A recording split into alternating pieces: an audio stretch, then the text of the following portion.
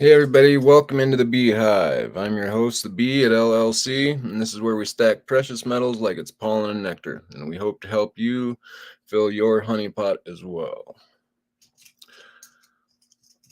Welcome in everybody. So we've got special guest Ian Everard with ARK Silver Gold Osmium, precious metals dealer out of Jackson Hole, Wyoming, and I had him on just a second ago. He dropped off, and so I'm hoping he will hop out. Here he is. Let's get him back up here. There he is. Hey, Ian. How we doing? Hey, LLC. We lost you there for a second, but I don't know what did the camera drop off there or something, but we got you back now. Huh? Can you hear me? I can hear you. Yeah. Okay. All right. Do you want to take the time and see if you can open up another tab? Do you have one open where you can see the comments as well? Okay, so it looks like I've just got the clone on my iPad with a time delay.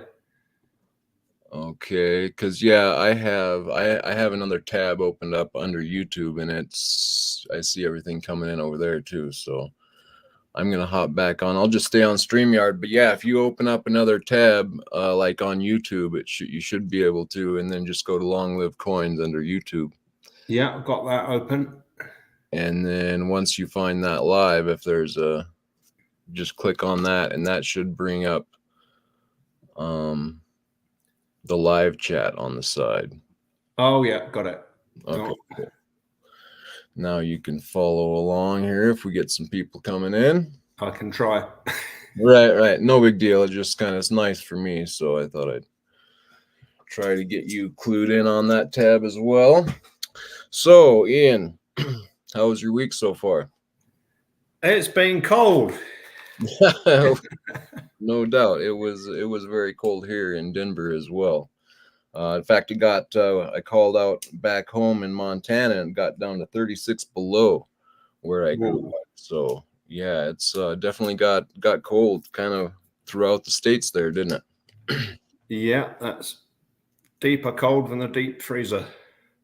Yeah, what was it like there? What did you guys get for? I think -4 was the lowest. Yeah, we were like -7, something like that. So yeah. I see. All right. Well, I thought this time maybe I would go back and ask you probably what I should have on our first interview. Just a little bit about your background. I know, we talked a little bit when I was down there, but for our viewers out there, can you tell us a little bit about your background? Yeah, how early do you want me to start? Well, as early as you want. Yeah, I've always loved making things. So from an early age, I was building things, doing jobs for neighbors. About the age of 7, 8 years old, I was learning how to lay bricks and plumb and wire and plaster and do all of the building trades. Nice. So I went after school, went full-time into construction, did that for just around 40 years. Nice. So building houses and everything, or what was your? Yeah, remodeling. Towards the end, we were building houses. Big additions, remodels, kitchens, bathrooms, driveways, you name it, we did it. Cool. Welcome in Liberty Bleeds Silver and OC Stacker. Thanks for coming in. Appreciate it. Yeah, that's cool. I was actually a subcontractor carpenter as well for I don't know, 15 years, something like that. So that was where was that at then? That was mainly in England. Then my wife and I moved to the US in 2019. Picked up construction here, and then we started ARK Silver 2020. And for over 2 years, I was doing construction and ARK Silver at the same time. Oh, okay. Yeah. Okay. Yeah. Nice. I see. So, what kind of brought you over here, if you don't mind me asking? American wife. Yeah. So yeah, we got married in 2011 and lived for 8 years on the south coast in England. And then a construction job offer came up in the US.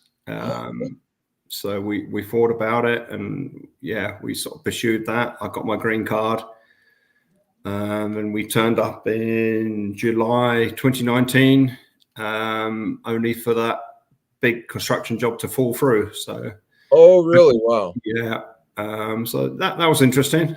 But we were here and picked up some work pretty quick, and yeah, it's been an incredible journey.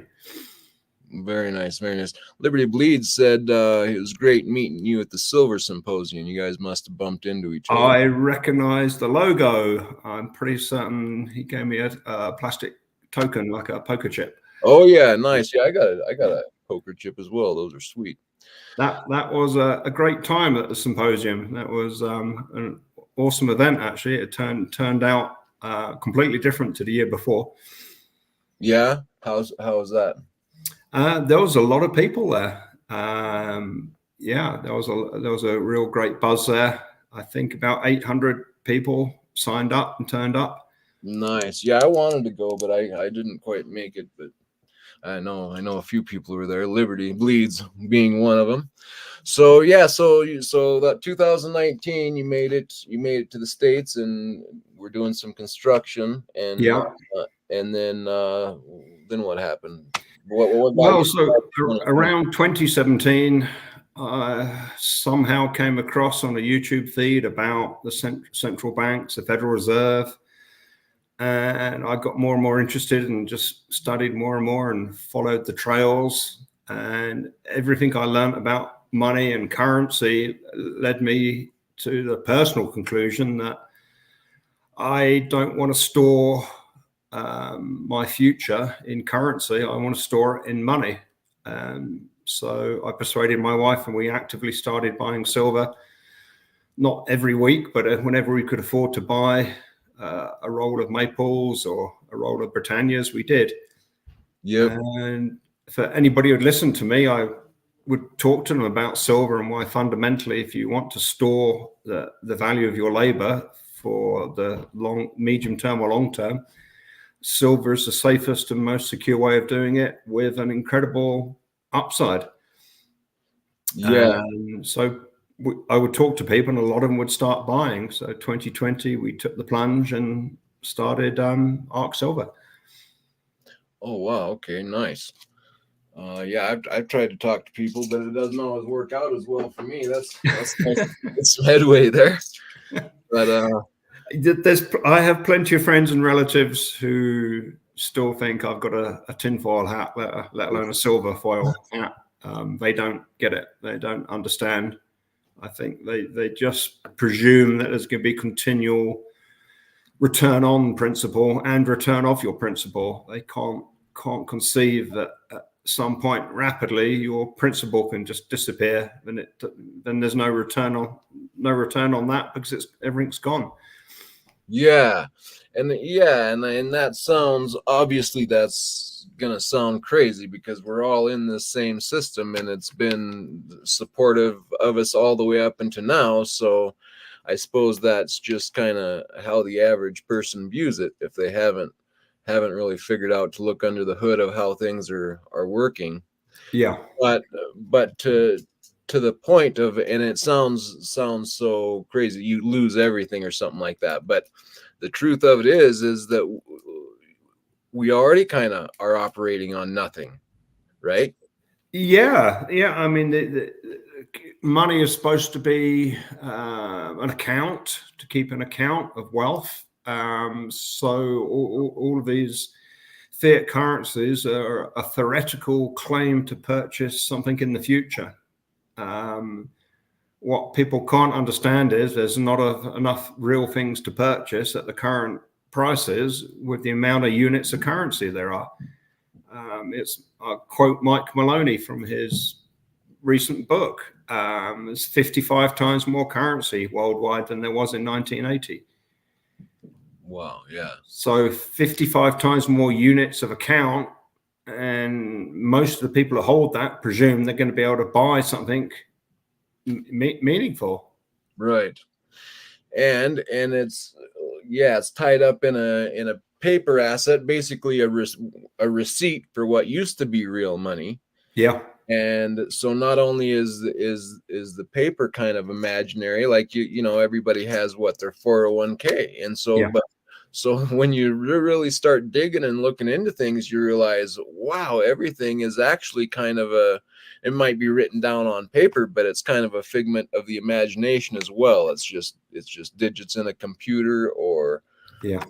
and not necessarily anything real underneath it. So I was just watching Daniela Cambone on ITM Trading, and she was talking with David Rogers Webb of The Great Taking, and when I was listening to him breaking it down from top to bottom, you can see that through over time, through the Federal Reserve, you know, we just have supplied an unrealistic monetary system to just fed it and fed it and fed it, and so it keeps the Ponzi going, but it is just a Ponzi, and so we're just kind of operating on nothing. It's just like faith and confidence, right, when it comes down to it.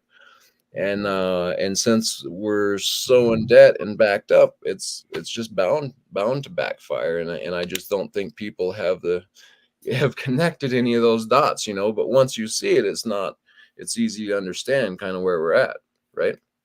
Yeah, and it's not just faith and confidence; it's also coercion, isn't it? Right. There's serious consequences if you don't pay your taxes with dollars. Right. Yep. They're not going to accept eggs or chickens or bars of silver.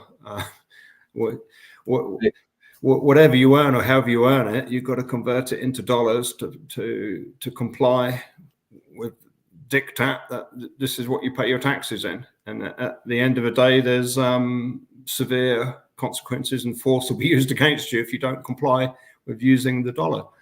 Right. Leveraging you into the system that's slowly eating away at you. Yeah. And it's ironic that people are in, the system is you go to college, you get a big debt, you take on a mortgage, you get a debt, Yep. you buy a car, you buy that on debt, and then all of these debts get rolled up into different packages and get sold as investments, and then you're told to buy those investments for your retirement. Yeah. Wow. Yep. Yeah. Yeah. So that's definitely interesting, and you know, and since the whole system's going along with it, you might say, well, so then everything's just fine. But it's not the case. That's the case either, because if you look at the debasement and the amount of price rise because of the inflation of the system, it's what we from 1913 to now, we've lost like 98% of our purchasing power. Yeah. And we know that that's rapidly increasing now in speed wise. So it's not just like we're going to sit back and everything's going to continue to go okay. No, because I mean the 2% of that dollar's purchasing power that is left since 1913, that 2% is our 100%. So right, that 100% can go can lose its 98%. Yep. And it can do it a lot more rapidly in the period from 1913 to date. And that's what all signs point to that right now, especially with so yeah, not a good situation there. And so that's why you have started up your little business there. So yeah, so what do you like right now? The silver to gold ratio is pretty pretty blown out right now, pretty wide. 88.88, all eights at the moment to Okay. 1. Yeah. Nice. So yeah, and of course we know like gold is I look at it as safety kind of. We know now for sure with the being labeled a tier 1 asset and the banks going into it that's going to be a sure thing, right? I mean, that's kind of one way to look at it, right? Yeah, However, I mean that the tier 1 classification of gold, I think that goes way back in the mid 2012, 2014. I think it was way back. okay. And obviously, the only reason I can see they did that, they wanted to bring into place something more secure than US debt, because that's supposed to be the only other tier 1 asset that has no counterparty risk. But And yeah, going back to that ratio LLC, a lot of people ask me, should I buy gold or should I buy silver? And I say, well, if you've got space and you're happy filling up some of it with silver, when you buy silver, you're not buying gold. You're getting an option to get gold on sale later, because they're joined, and it may be with a bungee rope, but they are joined, and they're never going to get separated. So where gold goes, eventually silver goes and overperforms. Yep. Yeah, I just heard that analogy of it's a truck going uphill and gold is the diesel pickup going up the hill, but there's a silver is the trailer connected by a bungee cord, and Yeah. lags behind until finally it Yeah. shoots past. So yeah, I mean that's kind of where I'm at. I think I hear within the community a lot of people pretty frustrated right now with silver, and people selling it and they're done with silver, and which I can see. But I mean, in my mind, I kind of I was expecting it kind of to look like this, right? I mean, you expect that. Well, it's like everybody says, when everybody absolutely hates it and won't touch it, that's when you want to be getting in, because that's usually when it's going to turn around. So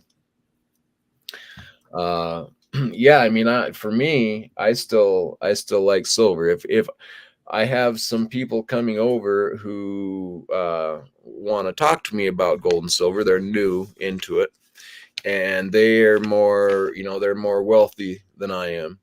So I have to remember that when talking to people who have more wealth than I do, it's probably good to put them into some gold, because they already have some of that wealth, and gold is safety, and they may not be needing that.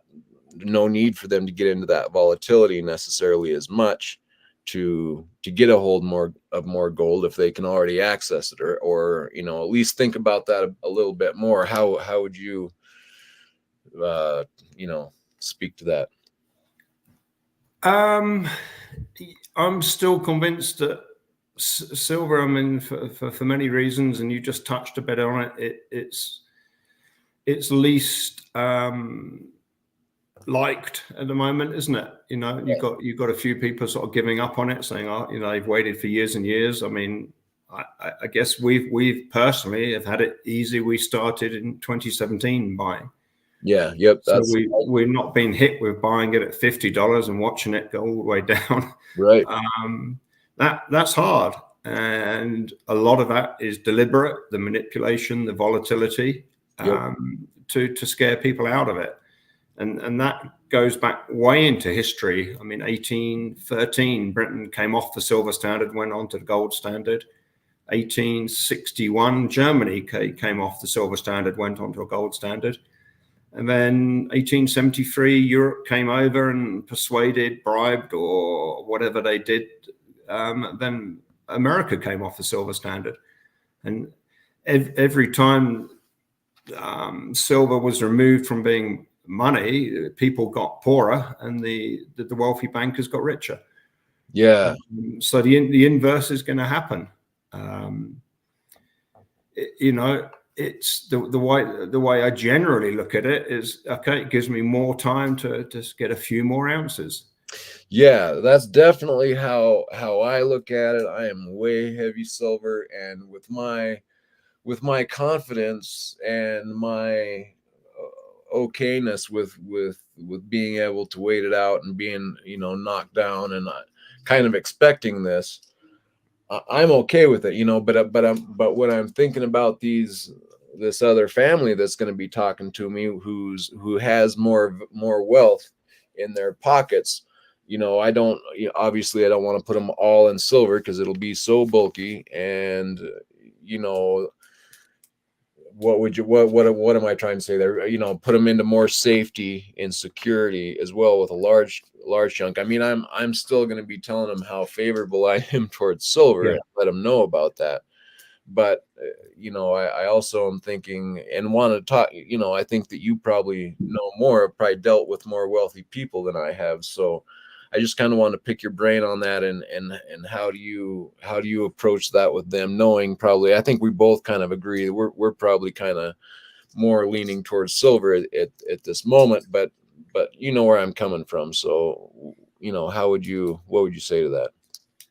Yeah, yeah. I mean, space and storage has a big part to do it, especially if you're going to pay for storage. Gold is cheaper per dollar value to store because it takes up a lot less space in a vault. But generally, I will still suggest to people that you're not buying gold by buying silver. And I understand what you're saying about the volatility.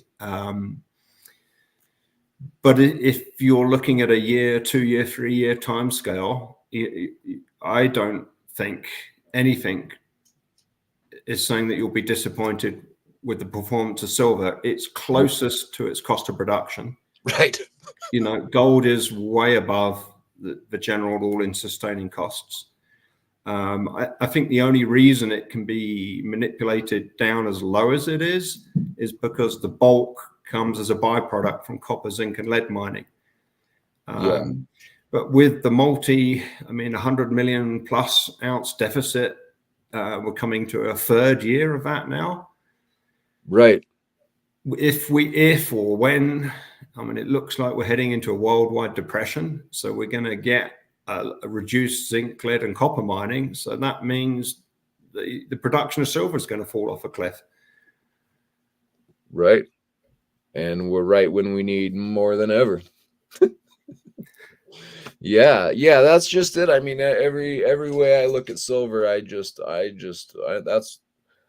that's where I go to, I point to, you know. But yeah, I just want to keep in mind that, you know, if you had a bunch of money, I'd probably definitely put some into gold because it's such a sure thing at this point. But yeah, I mean, the floor really can't drop out on silver anymore, whereas there is actually a little bit more room for gold to fall out if Yeah, and I'm going to quote Mike Maloney again. I mean, please, viewers, listeners, don't get fed up, but he has a personal strategy. I think he says around 45-50 to 1 ratio. And if the ratio is higher than that, he buys silver. right. So he's made a rule for himself. But if you're a newbie, it doesn't hurt to get an ounce of gold or get some fractional gold. There's some incredible deals on pre-33 constitutional gold now. Yeah, I heard that. I've never seen premiums as low. Huh. You can get some lightly polished Liberties or St. Gordon's $10 gold pieces, probably as cheap as any other fractional gold you can get. So it doesn't hurt to get a little bit of fractional gold. Yeah, and some pre-33 since it's Yeah. so low may as well. There's arguments. I don't know that I'd pay the extra premium for the arguments made about them, but if the premiums are knocked off, why not get into it? When the premium is close or the same as an Eagle or Maple or Britannia or any sovereign coin, yeah, it doesn't hurt to get some constitutional. Cool. And how's the silver constitutional looking? I've never seen the wholesale premium so low. It's not fully filtered through to retail yet. but retail you'll be paying less than $3 premium per ounce for 90%, and then $0.50, dimes, similar sort of real low premiums at the moment. Yeah, and we were at what, $16 or something not long ago? I think it peaked out retail at $16 per ounce. Yeah. So we were. It looked like we were going to get to 100% premium on the 90% constitution. Yeah, really, no doubt, right? Yeah, that was crazy. Yeah. Niels Han Dynasty, welcome in, bud. Good to see you. Yeah, all right, cool. Hey there, Neil.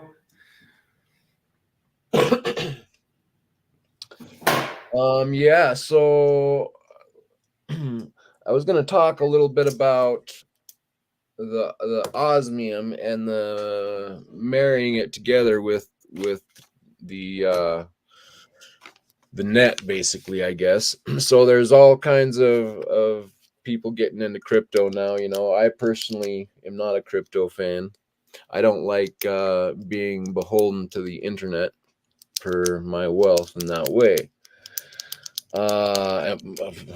Along with the other list of things that are going on right now, but I've been thinking about the osmium, and I do, I like the idea of how that works, because you're holding an actual asset that you have control of, but really all you're doing is proving that you purchased it. I mean, it's just a way to secure. It's one extra layer of security built in. I mean, so yeah. What kind of are the steps involved? Like, I know I'm getting a piece, but I haven't actually bought a piece from you yet. So can you kind of walk me through what happens when you go to get osmium? Sure. So when you're talking about osmium, you're talking about the vapor crystallized. Yeah. Form. Sorry. Yep. So that's the German Osmium Institute have the sole purchasing rights from the Swiss company, which is the only company that can make it to a high level uniform crystallization. So yeah, there's about 250 different shapes and sizes available, starting from about $70, and you can go up to about $250,000 for the biggest pieces. So yeah, you're purchasing it pretty well much like a precious metal. The difference, each piece is extremely unique. It has a DNA, a fingerprint, 10,000 more recognition points per square millimeter. So that's about the size of a ballpoint, a pen tip. The densest element. It's also the most inert in its crystalline form. There isn't anything more inert. It's also the most reflective. So it has many fascinating properties, and also incredibly scarce, with about probably around 25 tons, which is just over a cubic meter. So 1.1 cubic yards will be practically, that's all will be available. So as new applications in watches, jewelry, fine art are being experimented and developed, it's rapidly going to get used up. So just a very slight increase in demand is going to exceed the production capacity of the only company in the world that can manufacture it. Yeah, very cool. I'm gonna pull up the website. Maybe we can look. But so walk me through it. Like, okay, so like me with my LLC, I wouldn't want to put it under my company name. Like, you just have your name? Do you have to have your social? Like, how in depth does this get? Because it's in that way, I guess, is the one thing I don't know about osmium is there's a little bit of a difference between that and buying silver or gold, where I just drop my money on the counter and grab my piece of gold or silver and walk out. Whereas this, you're wanting to attach your name to it for one thing, because that secures it to you so that no one can steal it and resell it from you, and that's one great thing about it. But so what steps would you go through? Yeah, so ownership is transferred with a name and an email address. That's literally how the ownership is transferred. So when you purchase a piece, ownership will be transferred to you, and then with that, there's a transfer code. So the only person who can then transfer ownership is the holder of that new code. The database in Germany keeps a pictorial record and the dimensions and the exact weight, and a 3D scan of each piece, so it can be recognized just by its appearance as well as its cipher. So it's as simple as that. So a name and an email, and then the ownership is transferred to the holder of that email and whatever name you want to use. So I actually could then use my LLC as well. Yeah. So okay, so that's all you need is you could be Mr. X. Yeah, as long as you've got a valid email address. Yeah. Okay, that's what I was wondering. Interesting. Okay, that's interesting information. And then so do you mind if we jump over onto if I share my screen and we Sure. Let me see if I can do that and practice a little anyway here. Share screen.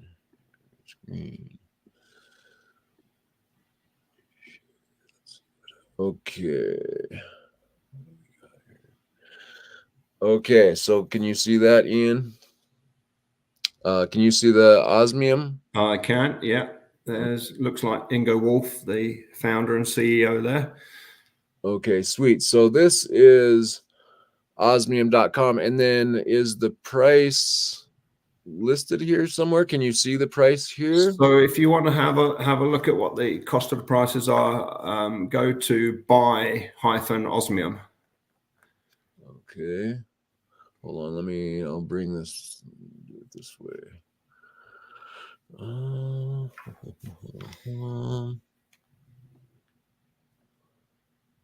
Okay, say that again. Buy-osmium.com.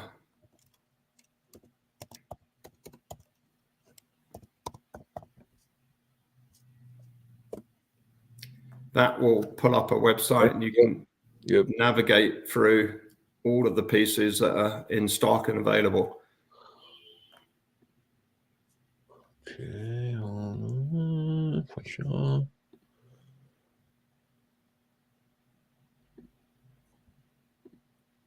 There we go.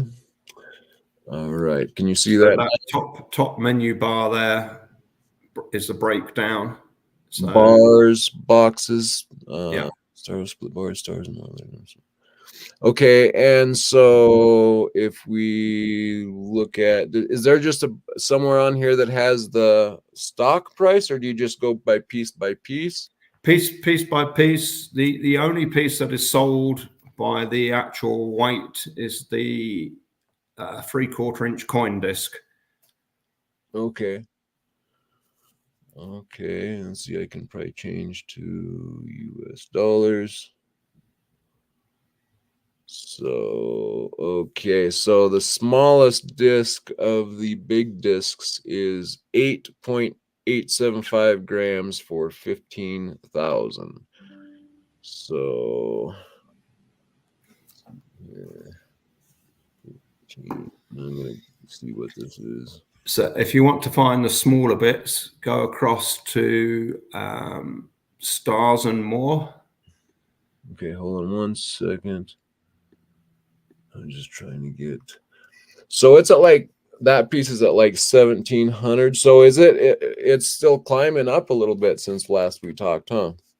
I haven't checked what the today's price is. That you will find on osmium-price.com. Okay. I was having a joke with the Institute. They have a website for everything. So it's around $1,500 a gram. Yeah, okay. All right, cool. I was just kind of trying to see if I can share my screen. So, okay, so Yeah, so you just have to have your name, and so I see. So I might have to. What do you have available for small discs right now? So the smallest discs are the 3mm, so that's just around 1/8 of an inch. They start around the $70 range. I can grab the box actually, if you hang on for a Hold second. on, let me see. So, like, if I was gonna get a, I'll just grab the box. okay, Oh.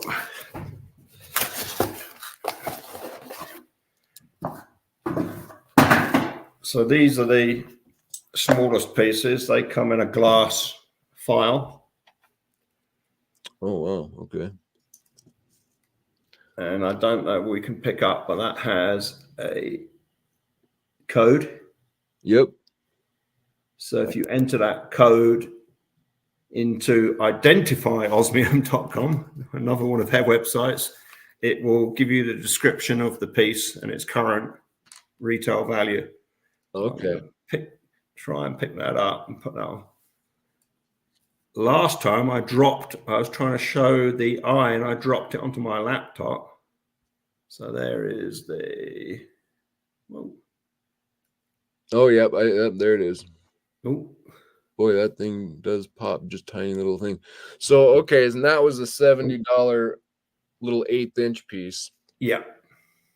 So, do you have like a $500 disc handy right there by you?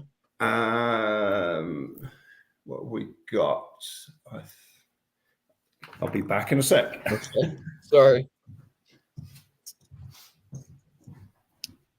All right, sorry guys. I'm just kind of interested to see. I got a piece of osmium coming from him, but it was the holidays and whatnot, so I think it'll be getting there soon. But it was actually a gift for my wife, so thinking about picking me something up for myself as well. But I don't need it to be as fancy as the one she got. So we know this is live then, don't we? Yeah, well, so it's funner that way. Here's a 5mm piece. There you go. Now what's that done in? Let's pull up the QR code. And that will bring up the net price in euros. So I don't know if that's going to show. Ooh. Probably not. You can just tell me though. So that is a 4mm Sparkle 4, 240 euros retail. Sparkle was 4 and 200. What? How much for the retail was what? That's about 240 euros retail. Okay, euros. So we're about 240 times 1.1. So about 260. Let's see something like that. All right. Yeah, we give a bit of discount on that as well, and we cover the shipping and insurance from Germany and the shipping. Well, let's put that piece. I think I'll probably take that piece. Let me see. Oh, yeah. Oh, I'm turning there. Yep. No, I got it. I'd be interested in that. So they have each piece has a sparkle grade, which basically is the size of the crystallization. Yeah. So the longer they run the process, which the osmium metal is in a vapor at over 9,000 Fahrenheit. Here's a bigger square. It's a bit hard to see the sparkle on the camera. And that's probably double. That's probably out of $500-600 piece there, probably, huh? I think that's a fair bit more. That square, that is a 12mm square. And then we've got a 9mm square here. Okay. Oh, there we go. You're one of the few Americans, LLC, who've actually seen it in sunlight, aren't you? Yeah, yeah. it doesn't do it justice. It's really hard to take a picture of it or show it on film. Yeah, no, yeah, you're definitely not getting an idea of it right now, but I'm just trying to kind of see what you have for pieces and then prices on them. And so this piece, the smaller square, is 637 euros. That yeah, that's what. Okay, that's what I was. So that's about a 3/8 inch square. Okay. Yeah, yeah, that's a nice piece there. So like $500 gets you a nice little piece like that. So they have them in squares and then they have them rounds. I noticed they were kind of having the rounds kind of like coins as they were. Yeah, squares. They do what they've called a coin disc, so it has no cutting premium. They're just sold by the weight. That's 18 millimeter 3/4 inch. Okay, so that's kind of. Then they do triangles, stars, and a range of other shapes. They do.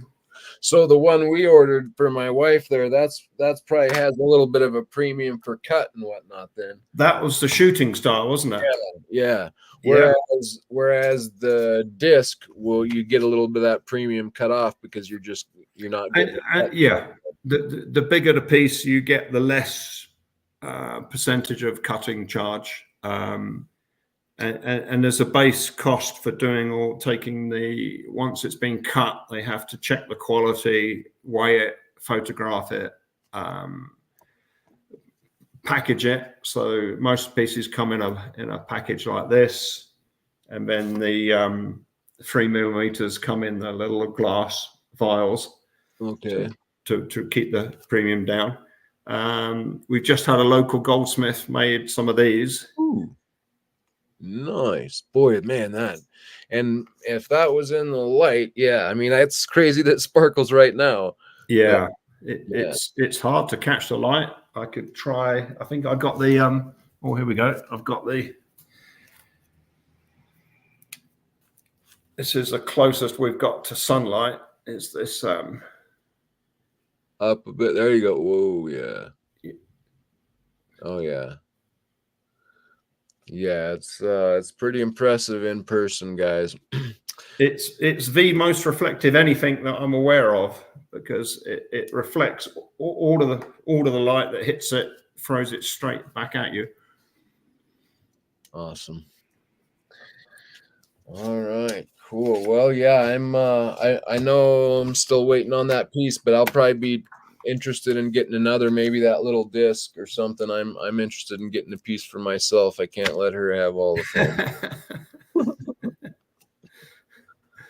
But all right, well, we've almost went 45 minutes here, so I was going to try to kind of keep them somewhere in that area.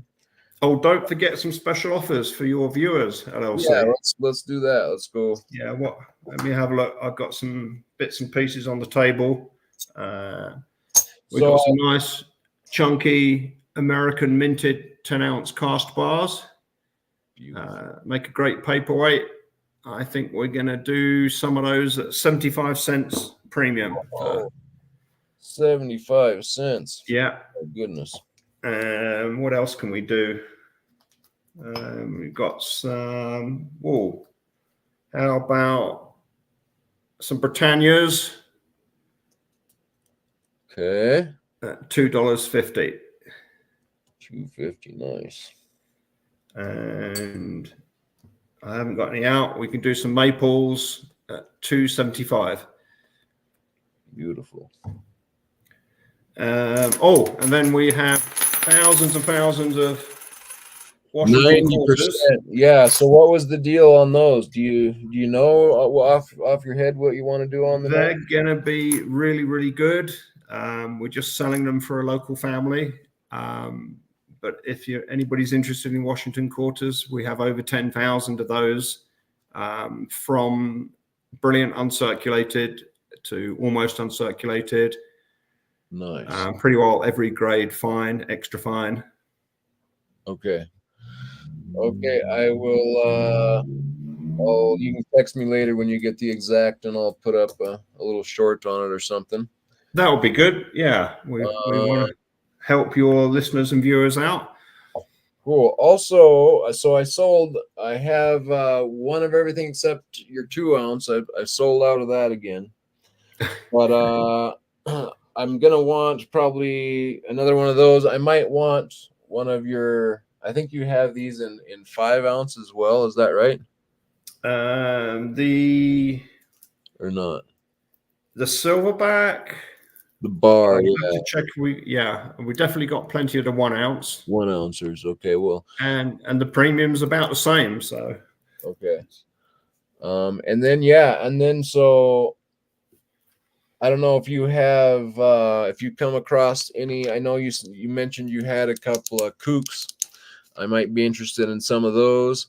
Or if you come across any I know you can't find any more of these, but yeah, yep, there you go. What is that, a 10 ouncer? that's a 10 ounce. Yeah. Woo, pretty.